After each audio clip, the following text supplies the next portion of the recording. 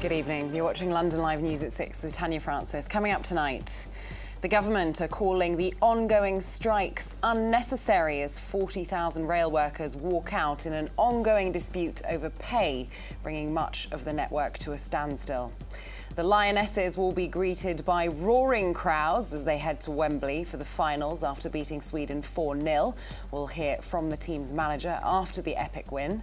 We'll have an update on London's weather in the next 10 minutes. Plus, 10 years on from the Olympics, and we reflect on how the purpose-built infrastructure has been used since and how it's transformed East London. And a trial by children, a new play comes to the capital, which sees a jury of youngsters pointing fingers at the older generation, holding them accountable for the climate crisis. Well, all of that on the way, but first tonight, London commuters suffered fresh travel chaos today as thousands of rail workers went on strike, halting services up and down the country. Well, 14 train operators were involved in the walkout in an ongoing dispute over pay, pensions and working conditions. Well, unions have reacted with anger to proposals by the Transport Secretary to crack down on strikes amid the long-running rail dispute. Well, RMT union members picketed outside a number of stations across the capital, with the General Secretary of the union, Mick Lynch, outside Euston Station today, saying union members are more determined than ever to secure a decent pay rise and good working conditions, and that he's unsure of how long the strikes will go on for. Well, people are working from home. There's new systems of working. There's a lot of leisure travel now, and people won't be able to use that. We don't want to disrupt people, but they have an effect on the companies. They're not getting their income, and they're being indemnified by the government to conduct this dispute. The government is giving these companies £20 million a day to run this dispute on their behalf. So it has an effect. We don't want to have the effect and the disruption on the public. We want a settlement and an agreement that our members can support. Well, that was Mick Lynch there. Well, union members were also outside Liverpool Street Station, where rail strikes are taking place on mainline services, with a representative from the union in East London saying that he understands it causes inconvenience, but it's something that they feel they have to do. There is inconvenience. Everyone understands the inconvenience, but everyone also understands that this is something that we need to do. If we don't fight for our rights, no one is going to fight for it. People are not going on strike and benefiting. You go on strike, you lose a day's pay. So the more strikes we are doing, the more money staff are losing. But the reason why we're doing it is the reason why they're doing it, the bigger picture for it.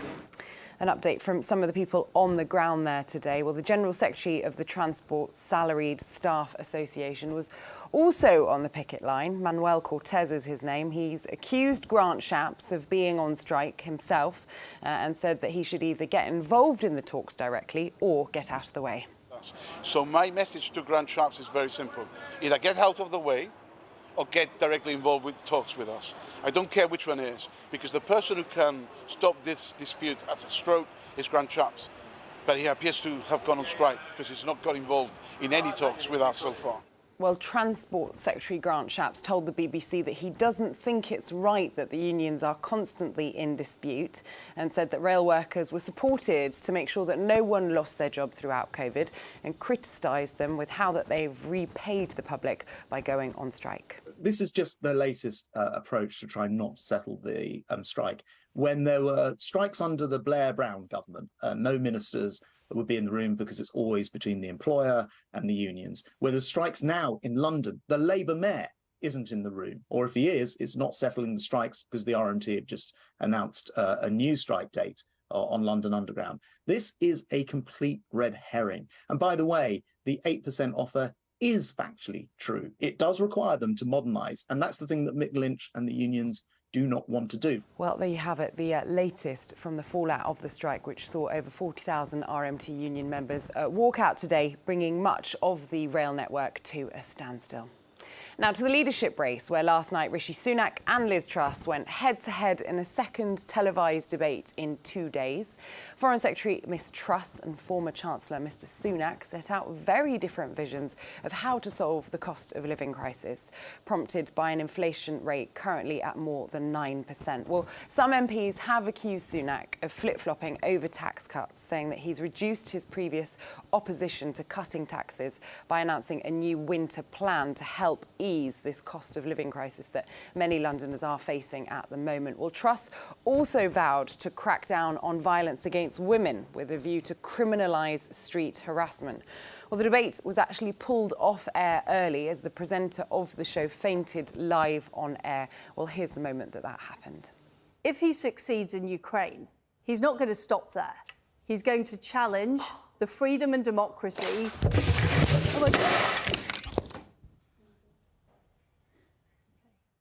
Well, there you have it. The debate ended shortly after this and the show was taken off air. And we have since had confirmation that the presenter, Kate McCann, is OK. Now, some other news from across London. A watchdog has found that the London Fire Brigade needs to make improvements in the way that it operates. The report found that there are deep-seated problems such as bullying and discrimination, and that there has to be changes to the way that they respond and tackle incidents, with findings that some responders were not trained on how to deal with terrorist incidents. Well, the report did, however, praise the LFB's response to last week's heatwave, which saw fires rage throughout the capital. The London Fire Commissioner, Andy Rowe, has responded to the report, saying that he accepts that they have a lot of more work to do and that he's committed to driving forward the necessary changes and that they are at the start of a very long journey, and fundamental change in large, complex organisations take time. Now, England's women are in the Euros final after defeating Sweden 4-0 in last night's semi-final. Well, it means the Lionesses will take on either Germany or France, who play tonight. Sunday's final at Wembley is set to break a European Championship attendance record for both a men or women's match. With excitement already growing ahead of the game, the England manager was asked how she'll cope with the euphoria over the next few games. I think I'm going in my own bunker. And just find... No, yes, we already noticed that a little bit, of course. And yeah, we said before the tournament, and we still say that every time, that we want to inspire the nation. I think that's what we're doing. And we want to make a difference. So we hope that, that we got everyone so enthusiastic, and that at the end, actually, the whole country is proud of us, and that even more girls and boys will start playing football. Well, there you have it, England manager Sarina Wiegman there. Well, Arsenal striker Beth Mead opened the scoring to put England ahead at half-time. The 27-year-old won another Player of the Match award and has scored 6 goals in 5 games as she aims for the Golden Boot. Well, ahead of Sunday's game, the forward couldn't heap enough praise on her manager, saying that she's integral to the team's progression to the final. I mean, we can't speak any highly of her. She's an amazing coach and person, and she's brought such a great environment and culture into the team. And we all know how we play, and the way we're playing is very good right now. So, she makes that easy to be part of this team. Well, that was England striker Beth Mead there. The excitement around the tournament continues to grow after last night's semi-final victory, as Legoland have created their very own version of the Lionesses. Here you can see manager Sarina Wiegman and her team, along with some of the stars of the squad, with their trademark celebrations. Well, if you, like many others, have been swept up by the Lionesses, then Trafalgar Square will be open on Sunday, screening the final to 7,000 fans. It means that there's an increase on the 5,000 that were there at yesterday's screening. Entry to the fan zone will be free and will operate on a first-come, first-served basis. Now, some other news from across the capital. A man in his 40s has been stabbed to death in southwest London. Well, police were called at 1:15 a.m. this morning to a home in Trinity Crescent in Balham. Air ambulance paramedics tried to save him, but he was pronounced dead at the scene. Well, the police have said that a man and a woman have been arrested on suspicion of murder, but no further details were given. 2 boys have been detained for life for murdering a 14-year-old boy with a sword hidden inside a walking stick. Well, Faris Matu was stabbed to death by the pair, who were aged 14 and 15 at the time and cannot be named for legal reasons. Well, it happened in Canning Town last April. The pair are now 16 and were found guilty of murder last week at the Old Bailey. The youth who inflicted the fatal wound was handed a life sentence with a minimum term of 13 years, while his co-defendant who hit Faris with the sheath was handed a life sentence with a minimum of 11 years. Now, a whistleblower has warned that Guy's and St Thomas Hospital in Lambeth is in meltdown after its IT systems broke during last week's heatwave. Well, appointments and operations at the hospital have been cancelled after the servers broke down in the 40 degrees heat that we experienced last week. Well, a doctor told the BBC that poor planning and chronic underfunding meant some issues are still ongoing a week later, and that staff have gone back to using pen and paper to make patient notes. Well, a spokesperson for Guy's and St Thomas NHS Foundation Trust have said that they are still responding to significant IT problems on site, which is having an ongoing impact on their services. A barrister in London has won part of her employment tribunal claim after it was alleged that her views on gender resulted in her being labelled as transphobic. Well, Alison Bailey, a barrister at the Garden Court Chambers, has been awarded £22,000 in compensation. Well, the tribunal upheld her complaint against her employer for tweeting it would investigate her tweets about her views on someone changing their biological sex. Well, her views were found to be protected in law. However, she also brought a discrimination claim against the charity Stonewall, who work with the GCC, but this was rejected by the tribunal. Now, let's just take a look at the weather before the break. London's set for a cloudy evening with overnight lows of about 18 degrees, vastly different from last week. That'll continue into tomorrow morning and throughout the day with highs of around 23 degrees, similar to the last 2 days. But on Friday, we should see some sun and temperatures in the mid-20s to start off the weekend.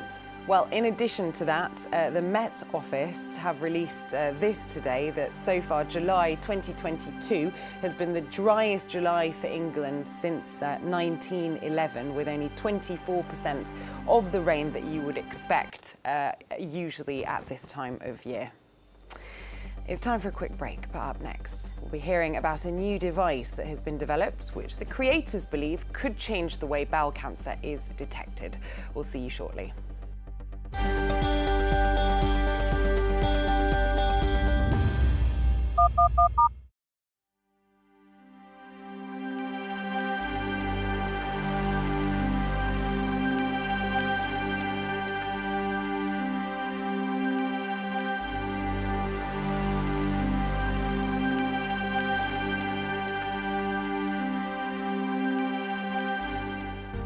From breaking news to headline events, the latest trends and places to be. You can now keep up to date on daily life in London across London Live's social platforms. Start the day with an update on the travel and weather, and know what's on around the city and what's being seen by others.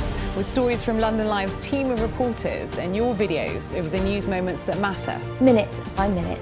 That's London Live News on Twitter, Facebook, Instagram and more. Find us at London Live.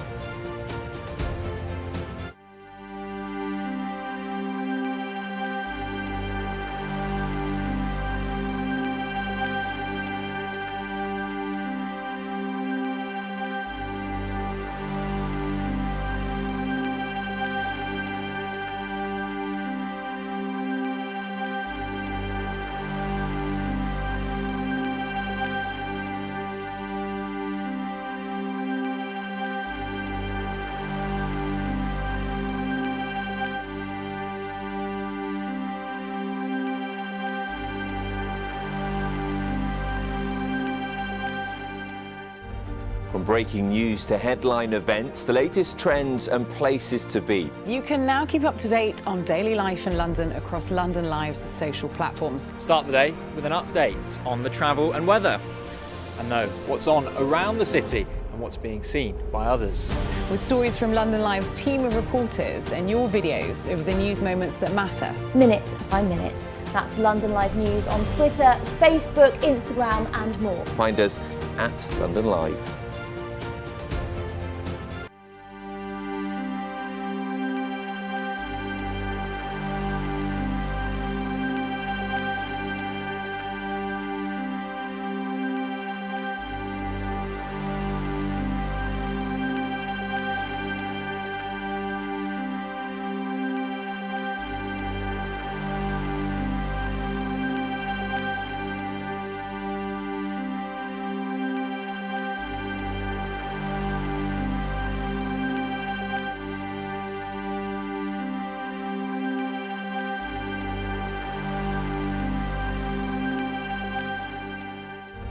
From breaking news to headline events, the latest trends and places to be. You can now keep up to date on daily life in London across London Live's social platforms. Start the day with an update on the travel and weather, and know what's on around the city and what's being seen by others. With stories from London Live's team of reporters and your videos of the news moments that matter. Minute by minute. That's London Live News on Twitter, Facebook, Instagram and more. Find us at London Live.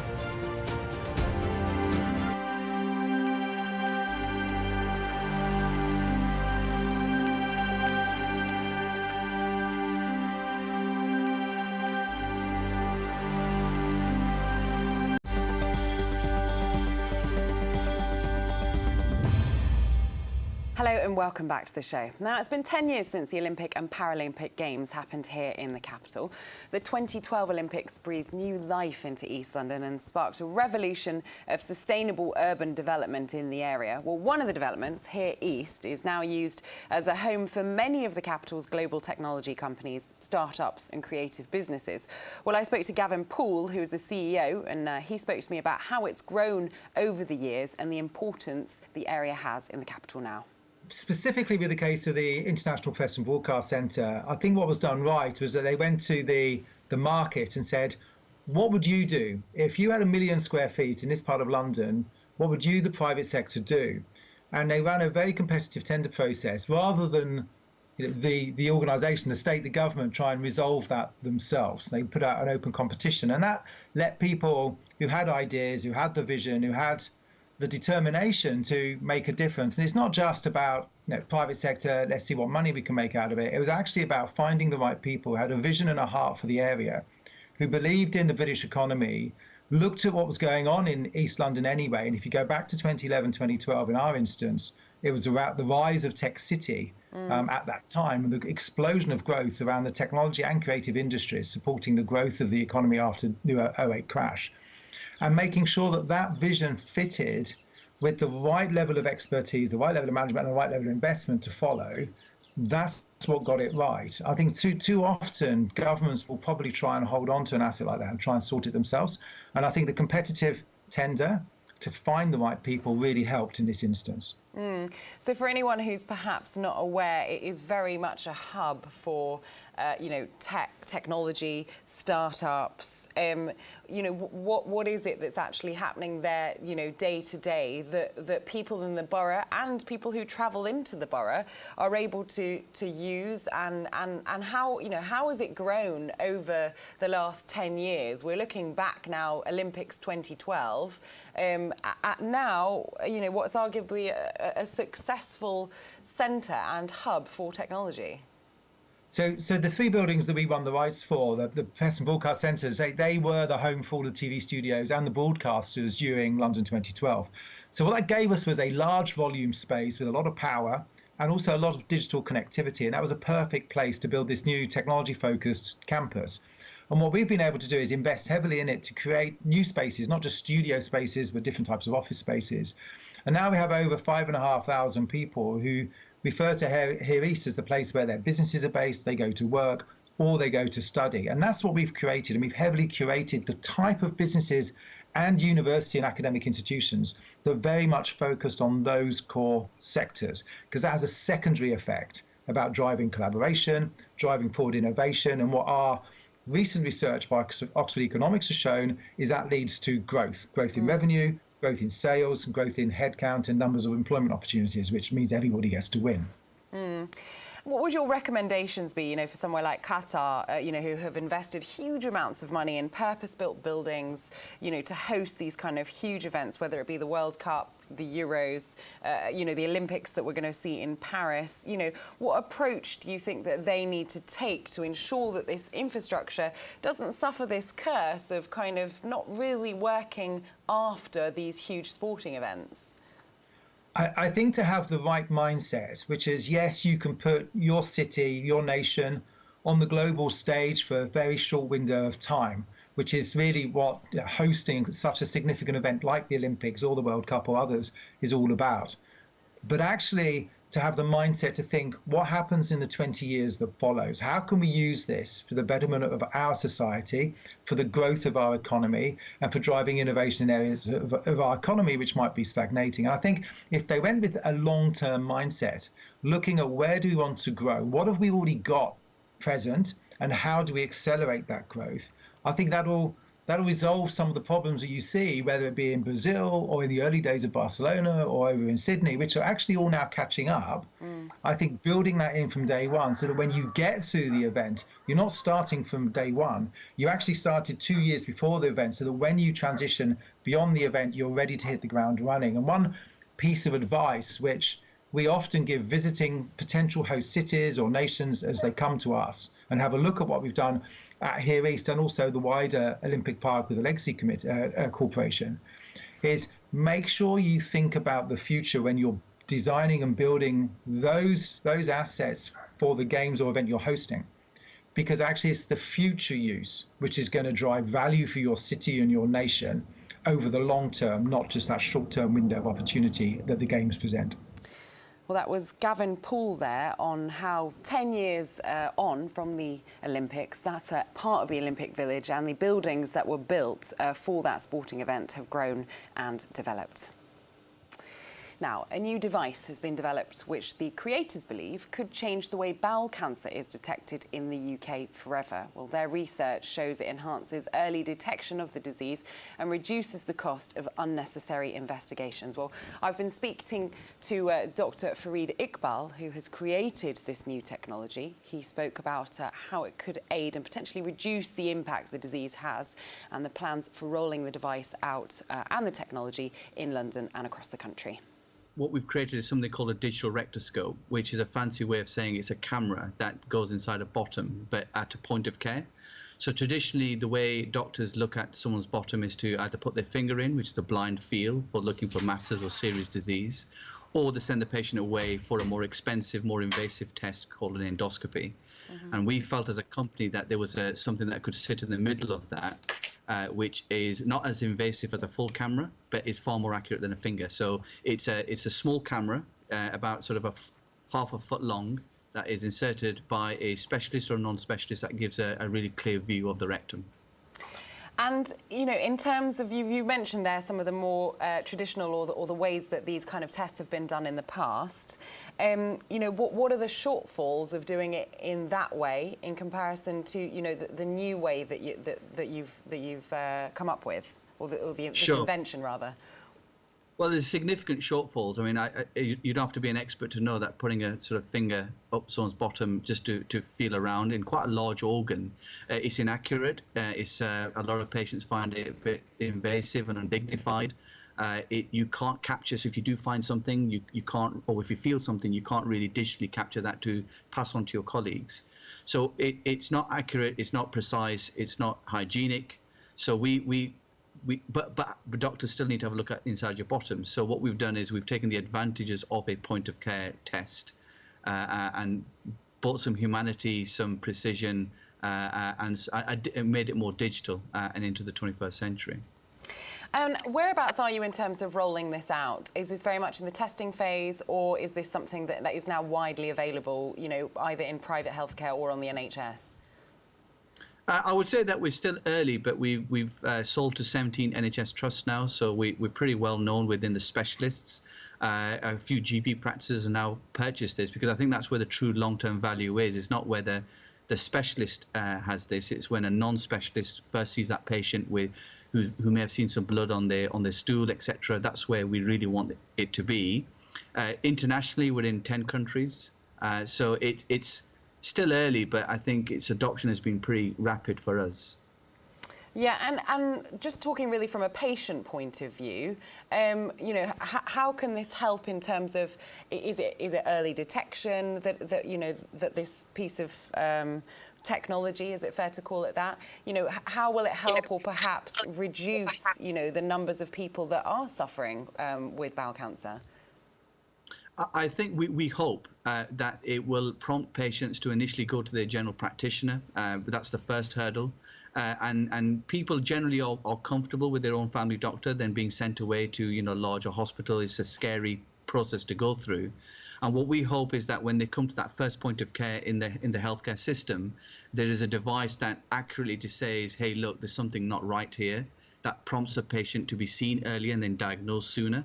And similarly, those patients who don't have anything can be safely triaged out of a very overstretched healthcare system that we have. So rule in serious disease and rule out patients who are being inadvertently and unnecessarily pushed onto secondary care. That's the ultimate aim of the technology. And in terms of the future of where you hope that this innovation goes, you mentioned there already that it is being rolled out, and you know, the NHS are backing it in a way by having purchased it for some of the trusts. You know, what's the sort of longer term goal with it? Well, there's two elements to that. So we know that the connectivity of the device is key. So if there is something found, the software that comes alongside the device can dial somebody in real time, like a secondary care surgeon who can say, hey, look, I'm worried about that, and then that treatment can start. But the real next inflection, which we should achieve by next year, is machine learning, where the computer tells you whether the rectum's abnormal or not. It takes away that diagnostic pressure from the doctor or the nurse, and the machines will tell you whether you've got cancer or not. Just talking more widely, you know, about the issue of bowel cancer, it is one that we hear people talking about. It's not perhaps one of the lesser known cancers. How much does this disease affect Londoners? You know, how much of an issue is it across the capital and, you know, across the UK? Well, it's a huge problem. I am a colorectal surgeon as well by training. I worked in several hospitals across London. It is overall the numbers are quelling, but the concern is the rates of cancer are increasing, particularly in the young. So those patients who think actually I'm too young to have cancer, the fastest it's almost doubling each year. So it is affecting Londoners, particularly in the sort of the younger age groups. And I think what this technology will do is put a layer of triage over those patients who think actually there's nothing wrong with me. We can know for certain on the first time they see a GP that there is something there. And I would add that bowel cancer is completely treatable, provided you get to it sooner. And unfortunately, if you look at the data across London and the UK, most of our cancers are diagnosed at a later stage, which is a real shame. You know, if we catch early, we can absolutely cure cancer, this particular cancer. Well, that was Dr. Farid Iqbal there with the latest on that technology. You're watching London Live News at 6 with Tanya Francis. A reminder of our top story coming up after the break. Plus, TV presenter and actress Helen Skelton will be on the show talking about the dangers of video games and online gaming fraud. More on that next.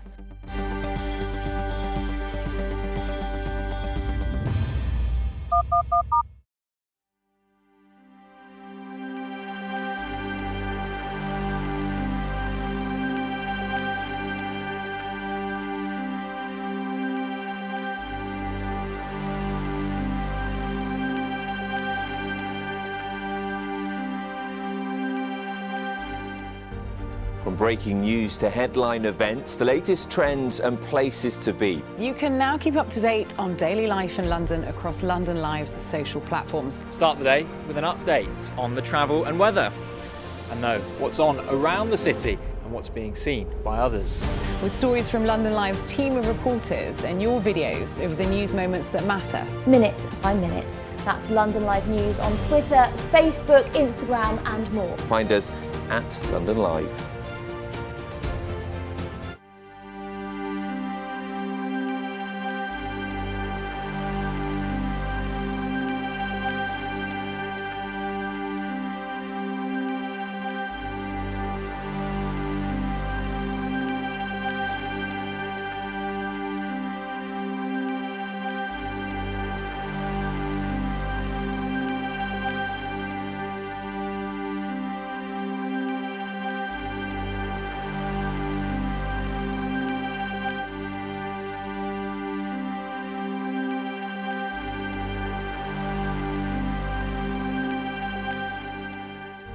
From breaking news to headline events, the latest trends and places to be. You can now keep up to date on daily life in London across London Live's social platforms. Start the day with an update on the travel and weather, and know what's on around the city and what's being seen by others.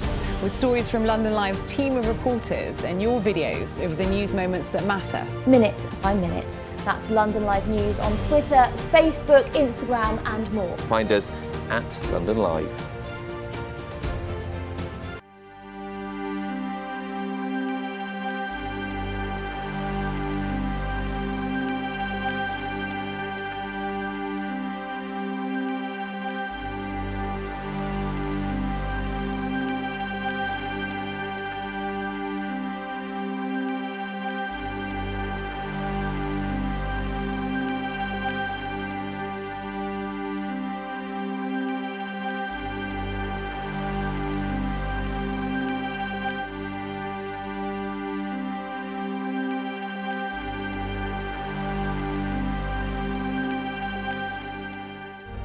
From breaking news to headline events, the latest trends and places to be. You can now keep up to date on daily life in London across London Live's social platforms. Start the day with an update on the travel and weather, and know what's on around the city and what's being seen by others.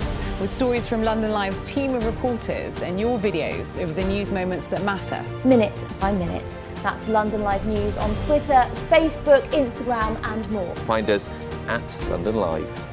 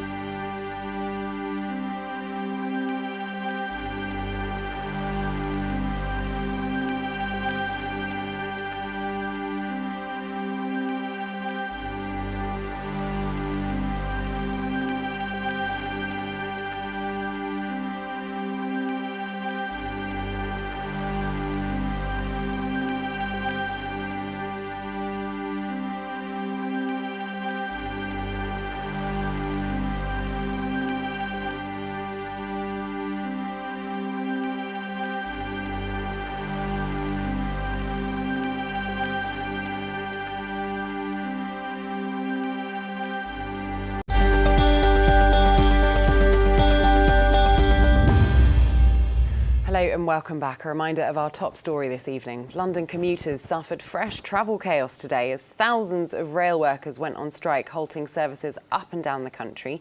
14 train operators were involved in the walkout in an ongoing dispute over pay, pensions and working conditions. Well, unions have reacted with anger to proposals by the Transport Secretary to crack down on strikes amid the long-running rail dispute.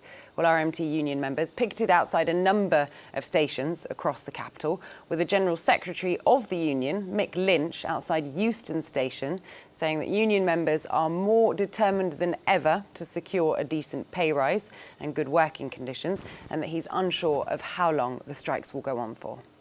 Well, people are working from home. There's new systems of working. There's a lot of leisure travel now and people won't be able to use that. We don't want to disrupt people, but they have an effect on the companies. They're not getting their income and they're being indemnified by the government to conduct this dispute. The government is giving these companies £20 million a day to run this dispute on their behalf. So it has an effect. We don't want to have the effect and the disruption on the public. We want a settlement and an agreement that our members can support. I don't know how long they'll go on. When we get a negotiated settlement that our members support, then the strikes will cease. But at the moment, we've got a big gap to bridge, and we're not near that at the moment. So the strikes will go on until we get a settlement. But we're not rushing into more strikes. We've named some more action during August, and we'll review that when we talk to the companies and we talk to our members. Well, that was Mick Lynch there. Well, union members were also outside Liverpool Street Station, where rail strikes are taking place on mainline services, with a representative from the union in East London saying that he understands it causes inconvenience, but it's something that they feel they have to do. There is inconvenience. Everyone understands the inconvenience, but everyone also understands that this is something that we need to do. If we don't fight for our rights, no one is going to fight for it. People are not going on strike and benefiting. You go on strike, you lose a day's pay. So the more strikes we are doing, the more money staff are losing. But the reason why we're doing it is the reason why they're doing it, the bigger picture for it.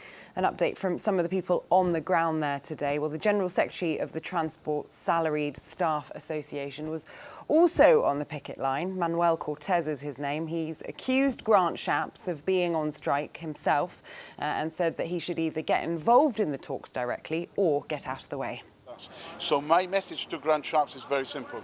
Either get out of the way or get directly involved with talks with us. I don't care which one it is, because the person who can stop this dispute at a stroke is Grant Shapps. But he appears to have gone on strike because he's not got involved in any talks with us so far. Well, Transport Secretary Grant Shapps told the BBC that he doesn't think it's right that the unions are constantly in dispute, and said that rail workers were supported to make sure that no one lost their job throughout COVID, and criticised them with how that they've repaid the public by going on strike. This is just the latest approach to try not to settle the strike. When there were strikes under the Blair-Brown government, no ministers would be in the room because it's always between the employer and the unions. Where there's strikes now in London, the Labour mayor isn't in the room, or if he is, it's not settling the strikes because the RMT have just announced a new strike date on London Underground. This is a complete red herring. And by the way, the 8% offer is factually true. It does require them to modernise, and that's the thing that Mick Lynch and the unions do not want to do. Now, some other news from across London. A watchdog has found that the London Fire Brigade needs to make improvements in the way that it operates. The report found that there are deep-seated problems such as bullying and discrimination, and that there has to be changes to the way that they respond and tackle incidents, with findings that some responders were not trained on how to deal with terrorist incidents. Well, the report did, however, praise the LFB's response to last week's heatwave, which saw fires rage throughout the capital. The London Fire Commissioner, Andy Rowe, has responded to the report, saying that he accepts that they have a lot of more work to do and that he's committed to driving forward the necessary changes and that they are at the start of a very long journey, and fundamental change in large, complex organisations take time. Right, let's bring you this now. As the 6 weeks of summer holidays begin, online gaming is one of the typical options these days that parents choose to help keep the children entertained. Well, more than half of 6 to 10-year-olds now play video games for up to between 6 to 20 hours each week, according to new research by Lloyds Bank. Well, parents are being urged to learn how to spot the signs of online gaming fraud, as the rising potential for fraudsters to target children online. Well, James has been speaking to the television presenter and mum of two, Helen Skelton, about her fears.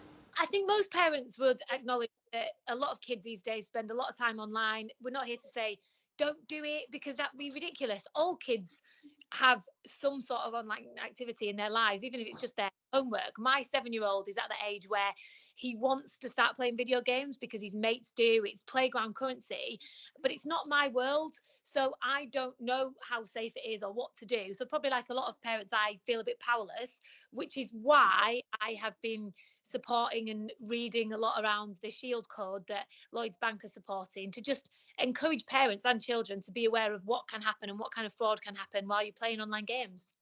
Yeah, what are your biggest fears then in terms of this? What are you worried that you will miss when your 7-year-old is playing games? Well, for me, a lot of the apps and the games have pop-ups and additional things where you can add extra parts. But for me, I don't fully understand what that means and where they're going. So this kind of getting a bit more clued up and reading around it has kind of made me realise the things that you can and can't happen. Sorry, I've got a child crawling around at my feet. There we go, perfect example. Things that can and can't happen. I think it's just about being conscious about the extra inline purchases and the chat features. You know, you want to know, it's great. I think for a lot of kids, it's great that they connect with their mates and can speak to their friends, but it's important to know that you know who you are talking to.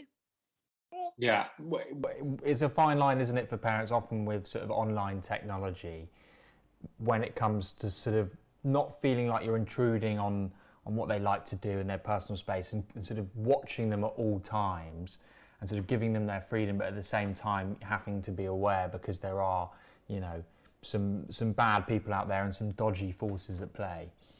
Do you know what? 39% of parents don't supervise their kids while gaming, and that's just being a parent. You know, you've only got you've only got two hands, you've only got one pair of eyes. You can't sit and watch them all of the time. So I think that's why it's important to have these conversations with kids so that they know what to look out for as well. It's not about scaring kids off playing online. It's not about stopping it. It's about doing it safely and making sure that your information, your children, and ultimately your family aren't left vulnerable. Yeah, and finally, we are at the start of the summer holidays. Are you excited about that? Are you one of those parents that loves it, or is it just hell for weeks straight? No, I love not having to get my kids to school in uniform at 9 o'clock at the right time. You know, crikey, I mean, not very many adults want to be somewhere Monday to Friday, 9 till 5. So why do we expect our kids to be? I find it really hard getting them organised, out of the door, in the right uniform, doing the right thing, etc., etc., etc. So yeah, I am a big fan of the summer holidays.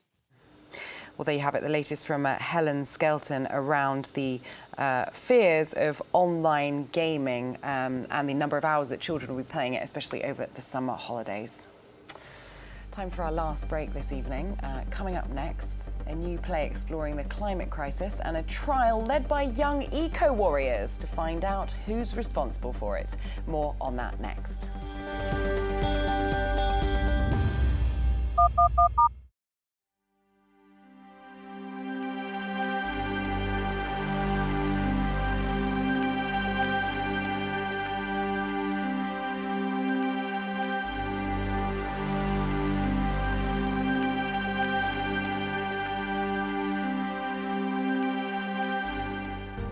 From breaking news to headline events, the latest trends and places to be. You can now keep up to date on daily life in London across London Live's social platforms. Start the day with an update on the travel and weather, and know what's on around the city and what's being seen by others.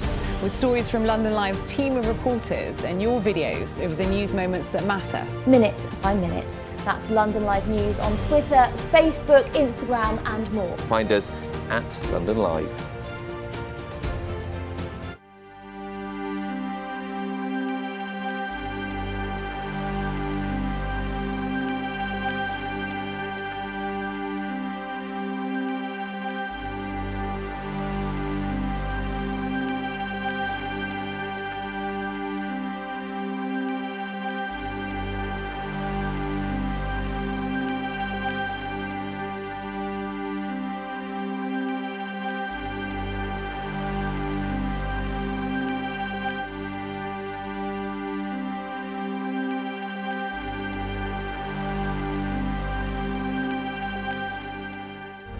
From breaking news to headline events, the latest trends and places to be. You can now keep up to date on daily life in London across London Live's social platforms. Start the day with an update on the travel and weather, and know what's on around the city and what's being seen by others.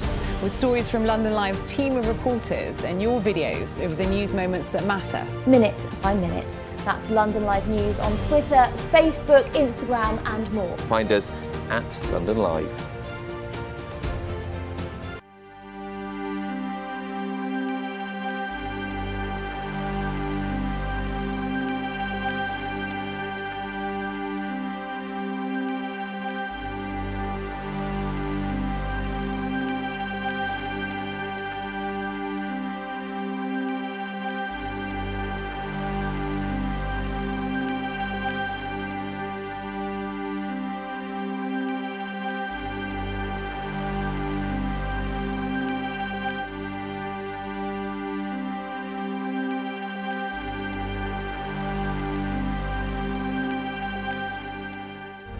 From breaking news to headline events, the latest trends and places to be. You can now keep up to date on daily life in London across London Live's social platforms. Start the day with an update on the travel and weather, and know what's on around the city and what's being seen by others.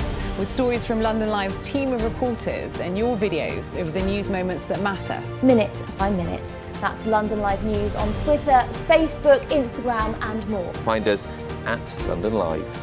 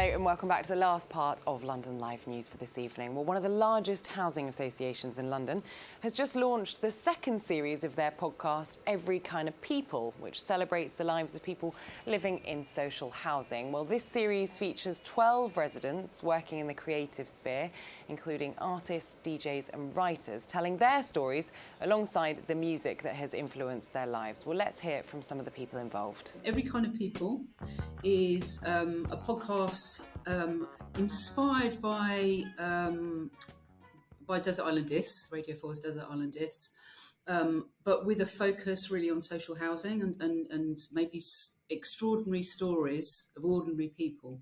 So stories that don't often get told. I think often people living in social housing get stigmatised, and I guess my challenge by doing this project is to say, actually, often these stories are far more interesting. People's lives are, much more complex and much more interesting than maybe celebrities and famous people, which is what we often kind of celebrate. So the podcast came about during lockdown initially as a way to kind of connect with residents that were perhaps a little bit isolated during COVID, and it was a creative project, really. So using music as a sort of catalyst to tap into people's stories, people's memories, going back through their childhood to the present. And so we found residents basically by connecting with some of our frontline staff, and they suggested various people. And from that long list, we created a short list, approached those people, and then we sort of made our final choices of who we were going to select. So each podcast has one person's story using the music they've selected to represent their lives, I guess. So we worked in partnership with an amazing organisation called Digital Works, digital-works.org. They make social history films and podcasts about the lives of Londoners, majority of stuff. So they kind of go into perhaps areas that have not been covered through traditional films.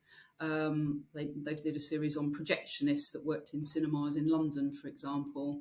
They've worked in the Docklands and talked to people that worked in the print work. So they're kind of, I guess, trying to document stories that might get lost if they're not retold at this point, when those people are still alive. So they were brilliant. We worked with them. A lot of their work is sort of collaboratory, and they like to do participation with the people that they're filming with. So for our first series, we weren't able to do this, but we felt really strongly we wanted to do that for the second series when we were kind of out of lockdown. So we invited 10 residents to come into our office in King's Cross, and we did 3 days of intensive training. Those residents not only gelled together and kind of learned lots from each other, but they learned how to interview, they learned how to do sound recording, and then they went on to interview a further 12 residents who became the next series of podcasts, the series that we're talking about today. I think it's important to hear the stories from ordinary people that rent and live across our borough, because I think those stories need to be told, and I think we're missing a trick if we don't think the ordinary are interesting. I guess that's probably a short answer for that one, but I have a real passion for the people that we house, and I think this project works on many different levels. It's not just about kind of engaging with residents to tick a box. For me, it's very powerful, and it meant a lot to a lot of people that were involved. For some people, perhaps suffering with mental health issues, for them to come out and be involved in the training was a big deal for them to leave their homes. So those 3 days really kind of meant a lot to those people. And also, I think people felt listened to. It felt like, their story was important. I think it works on many levels. Well, you can listen to that latest series online via the Mixcloud website. Now, to London's theatre scene and to the latest from the Donmar warehouse, a new play exploring the climate crisis and a trial by a jury of children to find out who is responsible for it. The cast of upcoming young actors are joined on stage alongside stage veterans, but when the curtain rises, the children are in charge and holding the older generation accountable for the climate emergency. Well, we spoke to Sharon Small, one of the actors in the show. Let's take a listen. Trials at the Donmar is basically about, it's set sometime in the future to come, and it's the next generation or even slightly the generation after that, and they have the responsibility of holding the people to account, the generations before, for their climate footprint, basically, because we're in a time of climate breakdown. And the world has massive movement of people and death, and the resources in the earth are very limited now. So we have the trials. Is the premise is this young jury, one slice, and there's lots of juries going on all over the place, and you see this one slice, and there's sort of 12 to 16-year-old kids, essentially children, who have the responsibility of deciding whether we should be punished or not, really. And yeah, so they're living in a very different time, so their attitudes might be quite different. And there are 3 defendants in this play, of which one of them. The rehearsal process has been, well, incredibly interesting, because the Donmar are taking this, they're committing to something called the Theatre Green Book, where we're making sure that everything is completely sustainable as much as we can to lower all sorts of emissions, and it's creating change throughout the theatre to commit to that. So it's making us all look at our own footprint, and that's very exciting. And we've spoken to a young climate activist as a group, and talked about just how difficult that is today to actually get the message through. And looking at the different generations, the defendants are obviously my age, and the young people who are involved, they're really finding out on fast track. They already know they've been bombarded with information, as we all have, but actually really seeing the possibilities of what could come is much more frightening, and it puts the emphasis on the responsibility that we all have to have. And I think that's sitting with all of us now, and these younger people, it is going to be up to their generation. So hopefully it will stay with them and create conversations for all people as they come and see it. And so I think it's quite intense, the rehearsals as a result. Things that we don't think are that much in our footprint, really continually, if everyone's doing it all the time, is all adding to it. From the audience members, I think that what we really need we need to get the message over how serious this is, and I hope that it will spark, we hope that it will spark conversations between all the generations, because anyone can come and see this, and particularly with an emphasis on young people, because quite frankly, a lot of that responsibility is going to be them that are going to have to mop this up, I think. And I hope that it will spark lots of conversations. So you'll see the play, but it should stay with you, hopefully, and you will discuss it and maybe get more into activism or really looking at your own footprint. I think that this play is actually really important to be seen, because it's a new play, it's a new voice from Don King, and it's very now. I mean, if the time frame for making any kind of change or reverse in this, I mean, we might even have passed it, but we have such little amount of time, and big voices are trying to lend themselves to this. But I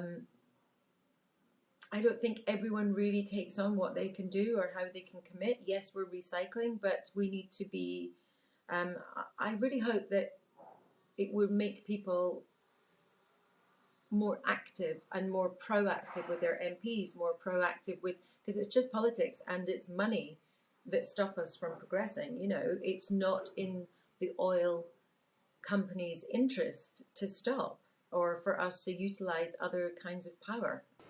Well, that is the trials. It runs at the Donmar warehouse from the 12th until the 27th of August. Let's bring you now a last update on the weather before the show comes to a close. London's set for a cloudy evening with overnight lows of 18 degrees.